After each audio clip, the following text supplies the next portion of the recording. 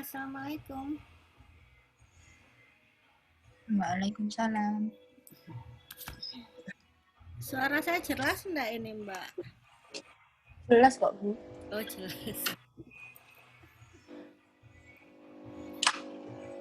Sambil nunggu temennya ya. Iya.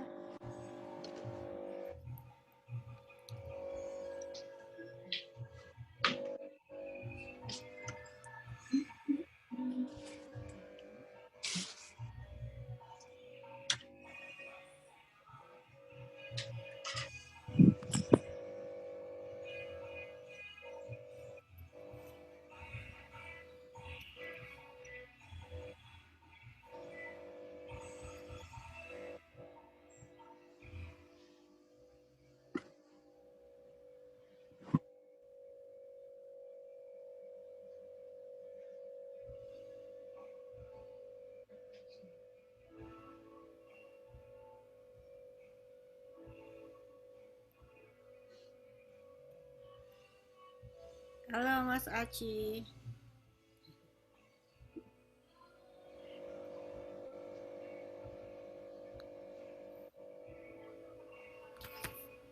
Gimana tugasnya? Sudah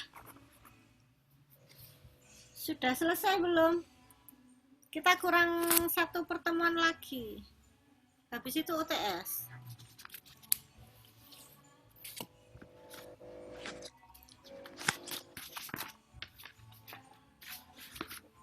Lima G masih 2 orang.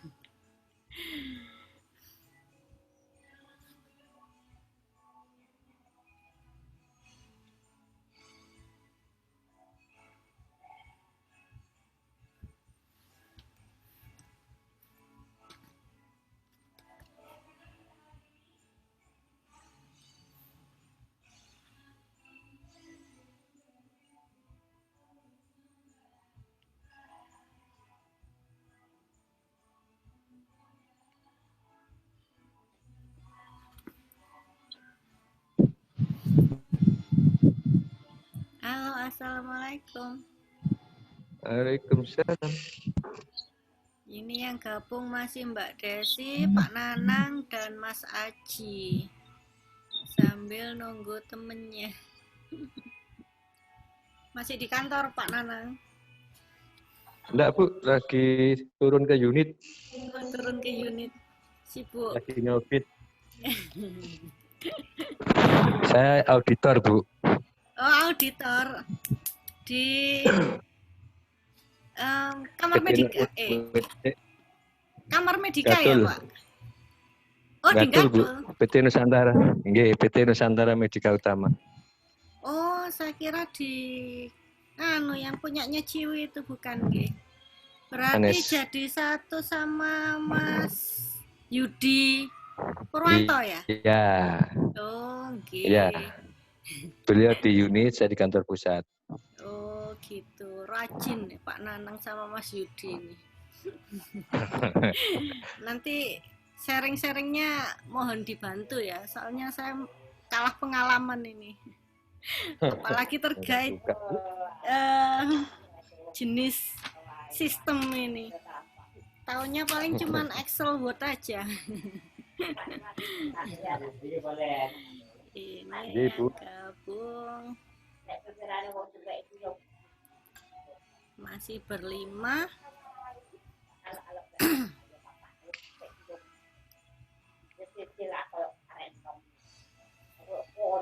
Oke, kita mulai aja, nggih. Pada hari ini kita masuk pada TM6 ya. Pertemuan 6, yakni membahas tentang jenis-jenis sistem informasi. Sudah dibaca belum itu yang di-share di grup? Ada berapa jenis kategori sistem informasi?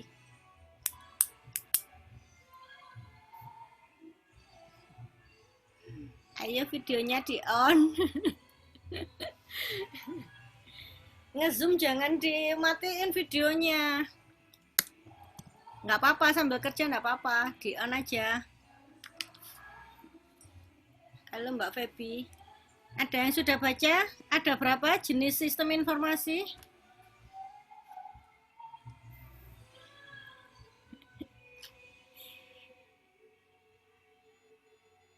Ini suara musiknya masuk enggak ini? Di luar ada yang fitness? Enggak Musiknya ada, Bu. Oh, enggak ada. Oh ya sudah aman kalau gitu.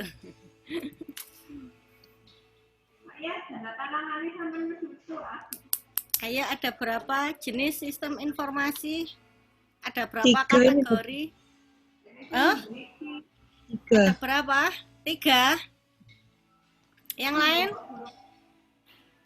Yang lain Mas Yudi Purwanto. Ini yang paling rajin Mas Yudi ini. Ada. Maaf Bu, saya tinggal kerja sama kerja ini Bu. Oh iya, wes enggak apa-apa. Wes. Iya, masuk sore soalnya. Iya, enggak apa-apa. Oke, ada berapa kategori dan sistem informasi ini? Karena saya mau coba ini. Dalan. Anjane nek gak ada di dosen itu gak mungkin moco. Tak share aja wis.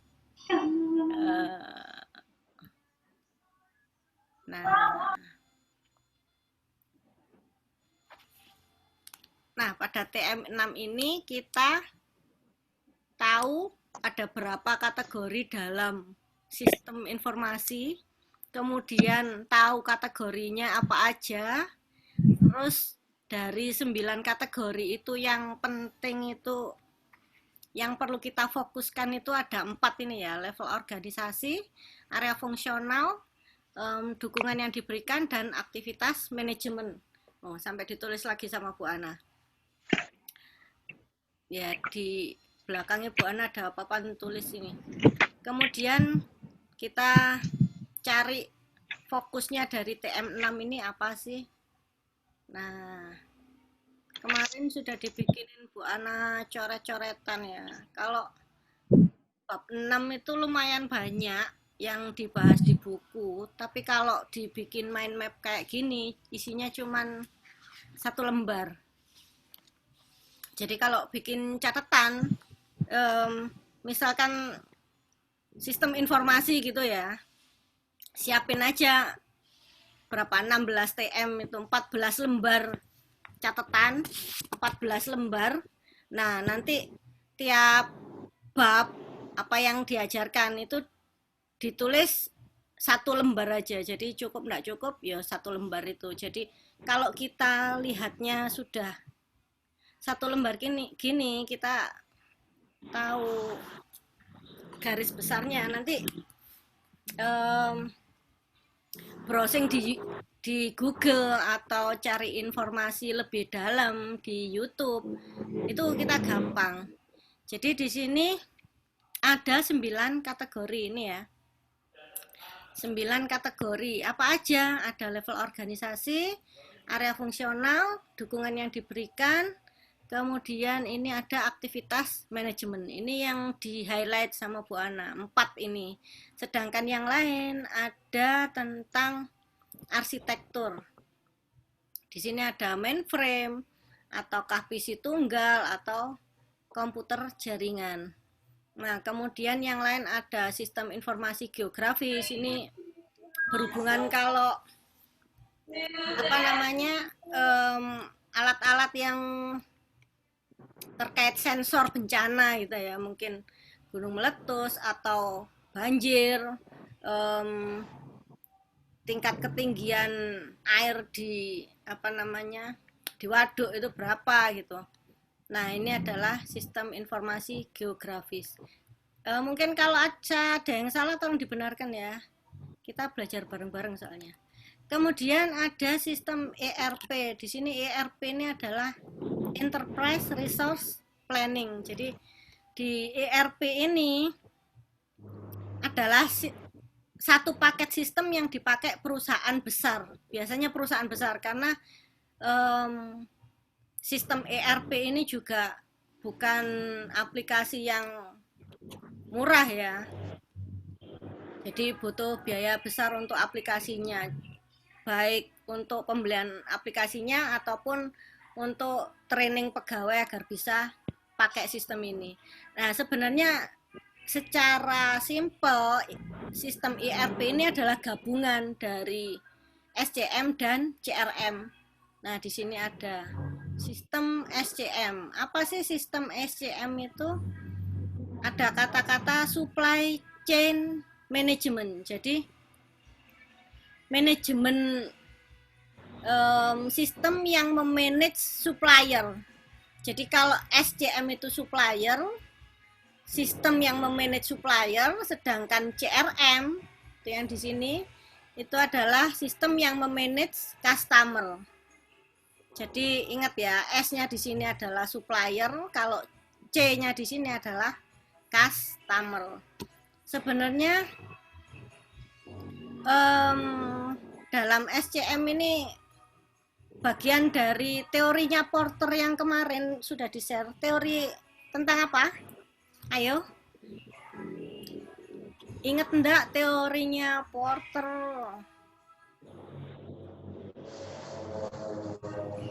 Teori apa kemarin?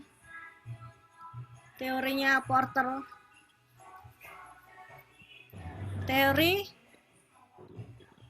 Value chain. Porter value chain ya. Sing apa lo Mas Yudito sing liyane lo gak apal Apa pengaruh sudah kerja sama belum kerja itu ya? Agak mindsetnya beda sama yang murni mahasiswa. Yes, balik lagi ke filenya yang tadi. Nah, jadi di dalam value chain, Porter value chain itu ada SCM juga. Jadi supply chain management lebih fokus membicarakan tentang supplier, bagaimana memanage supplier. Kemudian kalau CRM ini lebih fokus pada customer. Jadi bagaimana memanage customer, apakah perusahaan tersebut manajemen kontaknya tertata rapi, kemudian bagaimana manajemen penjualnya, apakah tiap saat itu eksekutif atau pimpinan bisa tahu jumlah penjualannya. Nah itu, kemudian manajemen pelanggan sama ya dengan manajemen customer kontak itu. Kemudian ada otomatisasi pemasaran. Di sini adalah aplikasi yang berhubungan dengan pesanan atau order, sama kayak aplikasi Shopee atau Tokopedia ya. Jadi bagaimana pesanan itu dari customer bisa langsung nyampe ke perusahaan dan bisa langsung dieksekusi, langsung dikemas, langsung dikirim gitu ya. Nah, balik lagi ke level organisasi. Jadi hari ini kita akan meng-highlight ini ya, level organisasi. Ada tiga macam. Jadi level departemen, kemudian ada sistem yang di level perusahaan, ada yang di level antar organisasi. Kalau level perusahaan ini adalah gabungan dari departemen-departemen. Nah, departemen itu ada departemen apa saja? Ada berapa departemen? Ingat enggak pohon manajemen? Ada departemen pemasaran, departemen akuntansi. Ini adalah bagian dari area fungsional. Jadi kalau lihat level departemen, kita merujuknya ke area fungsional. Di area fungsional ini ada 5 ya, akuntansi, keuangan, manufaktur, pemasaran, dan SDM. Jadi sistem-sistem ini sebenarnya muaranya cuma 2 hal. Yang pertama itu kita memanage aktivitas yang ada di perusahaan tersebut. Yang kedua kita memanage apa? Yang terpenting. Yang pertama aktivitas, memanage aktivitas. Yang kedua adalah memanage uang. Jadi sebenarnya semua hal ini kan ujung-ujungnya juga uang loh. Ujung-ujungnya juga aktivitas yang ada dalam perusahaan. Jadi sistem itu memudahkan pekerjaan kita, terutama berhubungan dengan aktivitas atau kegiatan manajemen. Apa aktivitas manajemen apa? Ada yang ingat? Apa saja aktivitas manajemen? Kan kemarin pada pertemuan pertama kan kita membahas apa itu manajemen, apa yang di manage dalam manajemen, kemudian bagaimana cara memanagenya. Ada yang ingat? Ayo, komen. Jangan ngantuk, nggak ditanyain dosennya podo ngantuk kabeh iki kok. Ayo tak tunjuk aja Mbak Desi Fitriani. Apa aktivitas dalam manajemen? Mengolah. Mengolah terus apa? Teori, secara teori. Kemarin kalau manajemen secara awam kan memanage, Bu. Nah, caranya memanage itu bagaimana? Secara teorinya manajemen. Dibuka lagi catatan TM1. Review tentang manajemen. Dibuka lagi tentang catatan yang di-share Bu Ana ini. Yang inbound logistik. Yang apa? Inbound logistik itu ya Bu ya, yang operasional, outbound logistik, marketing. Itu juga bagian dari aktivitas pada value chain. Tapi secara teori manajemen itu ada 4 hal, yakni POAC. Apa POAC?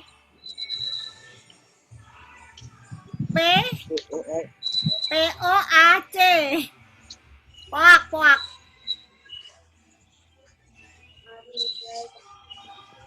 Produksi. Loh, POAC kok produksi toh? Bukan. Ayo, Planning, organizing. Fungsi manajemen. Ya, planning.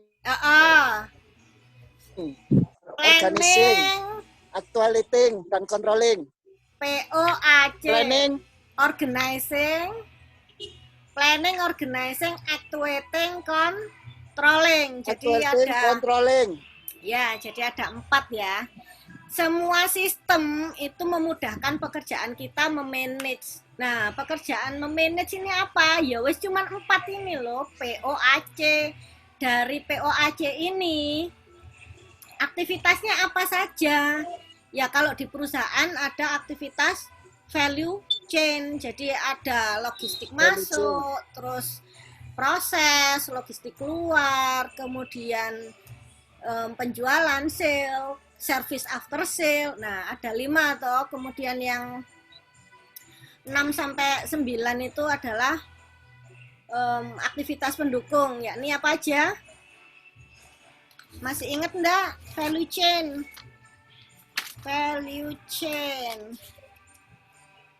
Porter value chain. Apa aktivitas yang pendukungnya? Tadi 5 kan aktivitas utama. Aktivitas pendukung apa? Ada firm infrastruktur, yakni manajemen itu sendiri, kemudian HRD, teknologi dan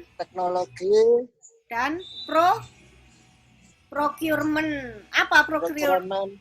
Procurement itu apa? Pembelian. Divisi untuk pembelian. PO, purchase order ya Bu ya? Bukan, pembelian bahan baku, procurement itu. Bukan. Jadi ketika perusahaan itu berarti mau nggak sama-sama memproduksi PO ya Bu ya? purchasing order, itu kan penjualan. Iya. Nah, dibedakan kita pembelian itu dalam arti kulaan, gampangannya kulaan ya. Kalau PO itu kan kita jualan, ada repeat order atau purchasing order nih gitu. Nggak tahu apa mungkin istilahnya sama ya, Bu Ana kurang tahu. Balik lagi ke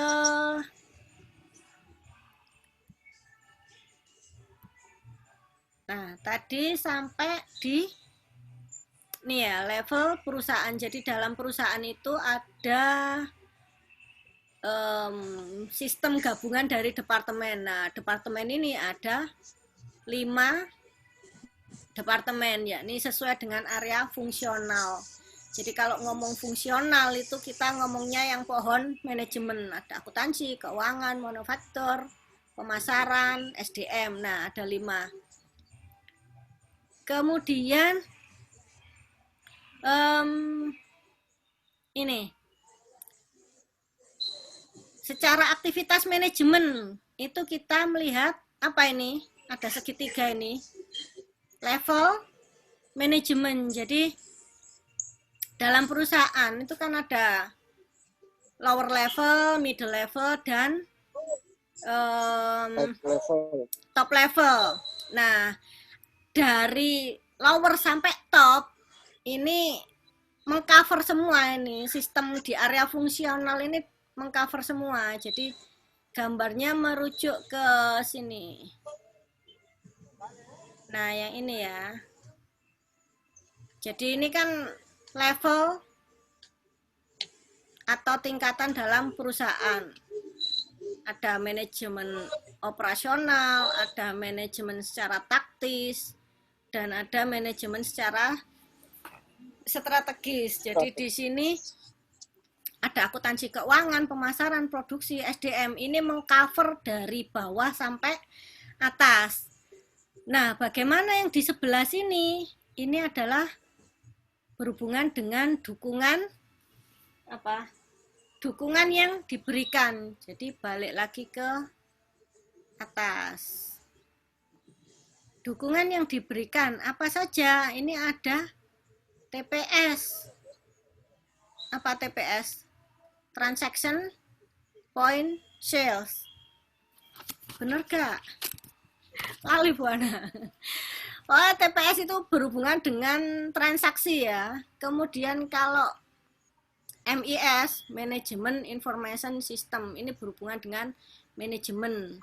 Kemudian kalau OAS ini Office Automation System, jadi sistem otomatis, sistem kantor yang otomatis. Jadi misalkan ada orang mau pesan, itu langsung sistemnya bisa diakses.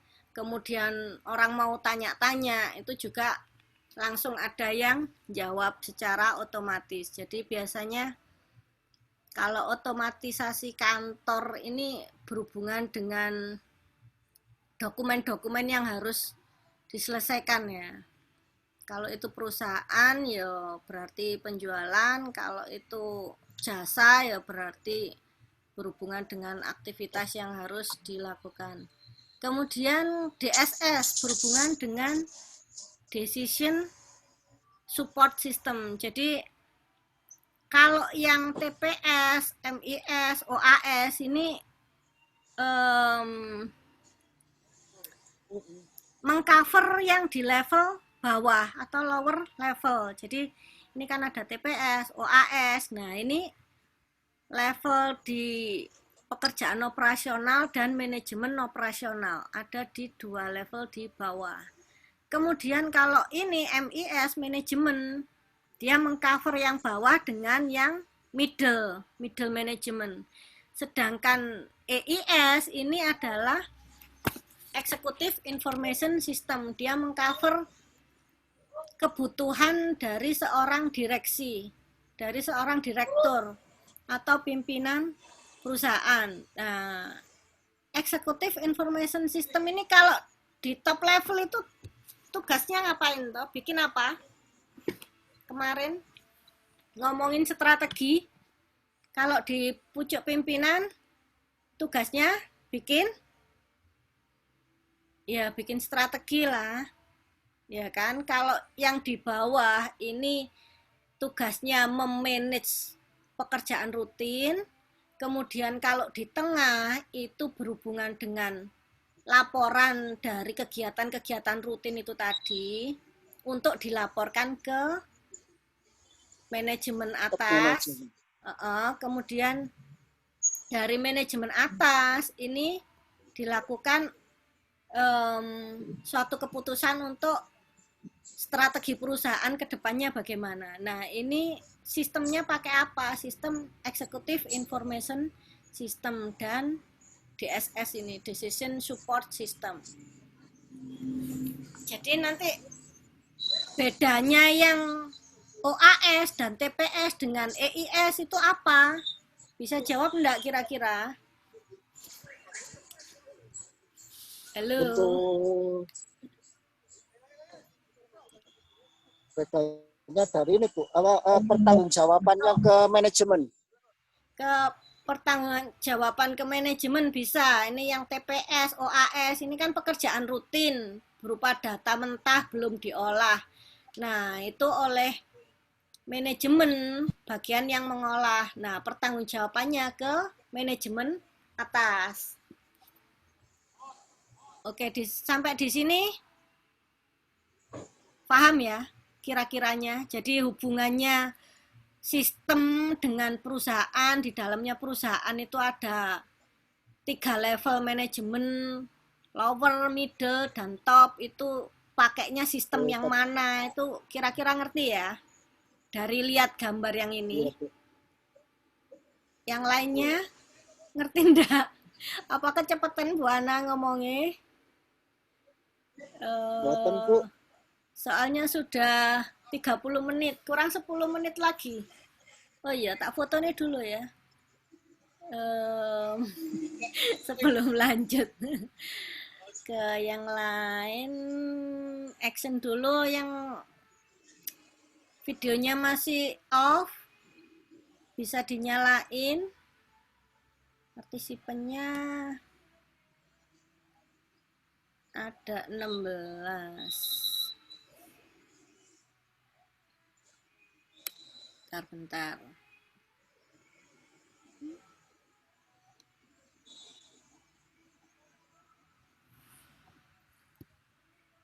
1, 2, cheese.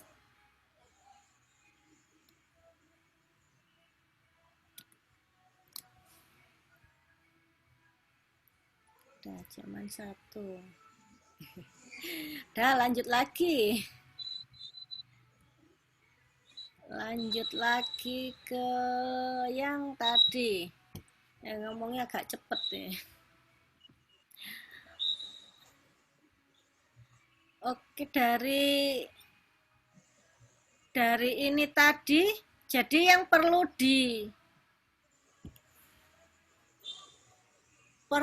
difokuskan adalah apa?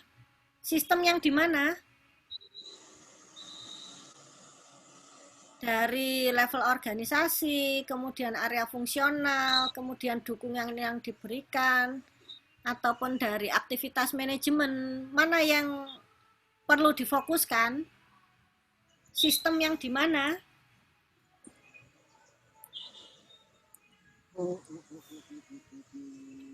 Sebagai penutup,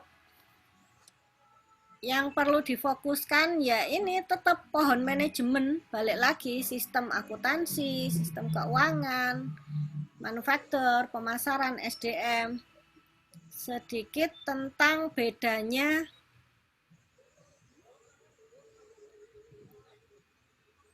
mana tadi ya? Kok hilang?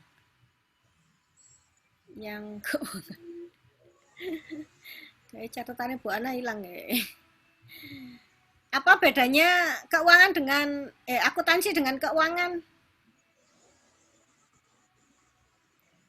Oh, di sebelah sini tadi. Ayo, ada yang tahu?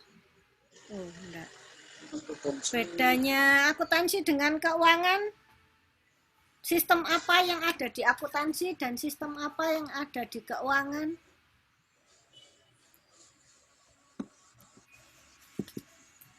Ada yang tahu? Boleh komen.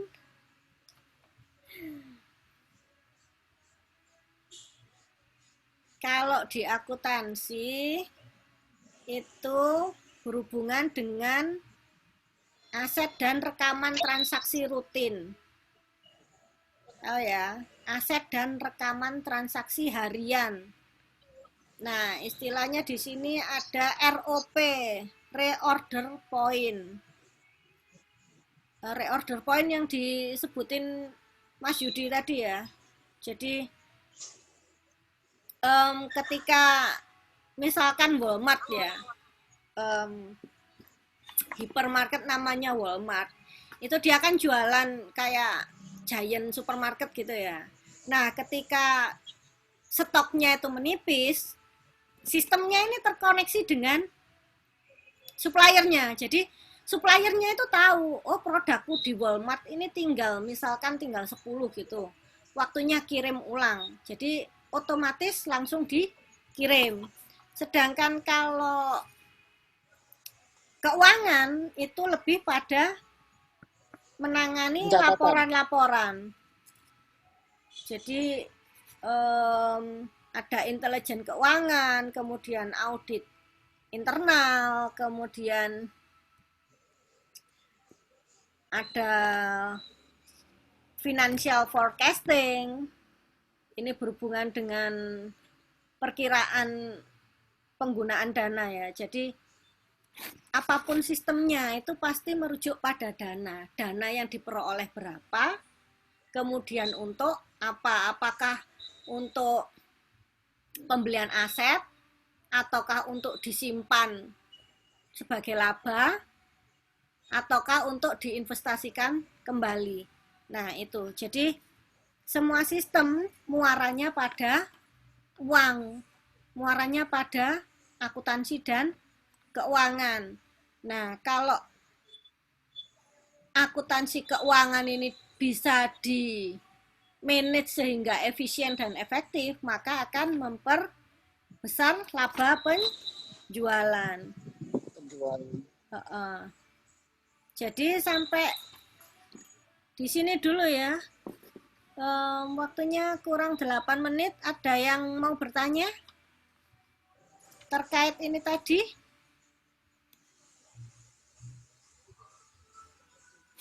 Tadi kita sudah membahas tentang sistem fungsional, ada akuntansi, ada keuangan, ada pemasaran. Kalau pemasaran, apa yang dibahas dalam pemasaran? 4P, 3P, marketing mix, ada yang ingat enggak? Lupa, Bu. Marketing mix, 4P, product, price, place, promotion. Jadi kalau ngomongin sistem yang ada di pemasaran itu pasti nggak jauh-jauh dari produknya, macam produknya apa, place, distribusi, kemana saja tokonya, daerah distribusinya kemana saja, kemudian price, harganya. Kita pakai strategi low cost apa? Pakai strategi diferensiasi. Apa kemarin strategi low cost? Lupa, Bu. Strategi low cost itu adalah strategi yang paling murah. Paling murah. Jadi ambil biaya yang termurah. Kalau diferensiasi, dia berani memberikan kualitas terbaik, tetapi dengan harga yang tinggi. Nah, itu adalah strategi terkait harga. Kemudian promotion, marketing mix yang keempat adalah promotion. Apakah promosi secara offline atau secara di TV atau secara online. Nah, kemudian kalau SDM ngomongin apa sistemnya? Karyawan yang berhubungan dengan karyawan apa aja? Teng tong.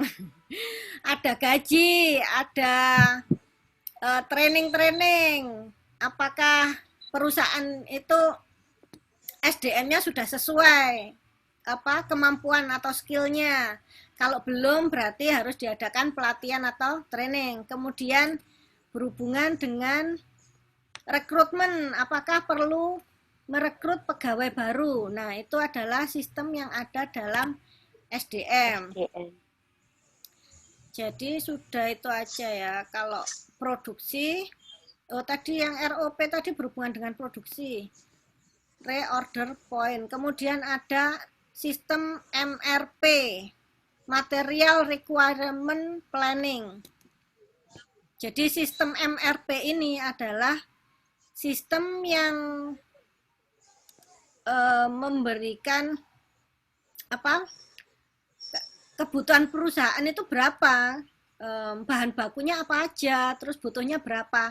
Nah, itu taunya dari sistem MRP ini, Material Requirement Planning.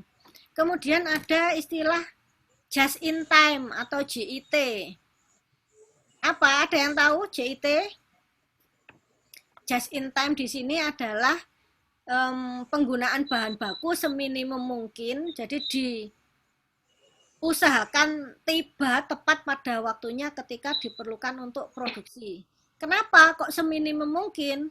Karena berhubungan dengan biaya persediaan. Jadi biaya gudang, kalau misalkan persediaan barangnya itu terlalu besar, maka biaya gudangnya juga akan membengkak. Nah, itu.